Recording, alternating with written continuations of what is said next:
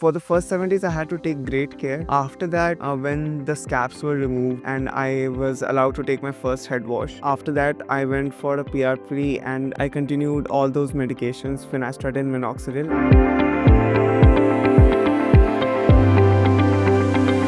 Hello, I'm Divyanshu. I'm from Dehradun. I started experiencing hair fall when I was 15 years of age, and I didn't do anything for like next 3-4 years. And in 2020, I started taking minoxidil, which did not stop hair fall, but it helped thickening the existing hair. But in 2024, I started experiencing very rapid hair fall, and in my frontal area, a lot of my hair just went away. So I started taking finasteride in 2025. I did not find them to be too satisfactory, so I went ahead with hair transplant at Hairfree Hairgrow Clinic in Hyderabad, and my experience here was very nice. The people here, the staff and the doctor are very helpful. They answer everything very patiently and they explain the whole process to you as per your satisfaction. And regarding my experience after the surgery, for the first 7 days I had to take great care. After that, when the scabs were removed and I was allowed to take my first head wash, then the process was really smooth. I had to take finasteride, minoxidil and biotin tablet for the next 1 month. After that, I went for a PR3 and I continued all those medications, finasteride and minoxidil, and my 3-month experience has been really good at Hairfree Hairgrow Clinic, Hyderabad, and you guys can come to it and for your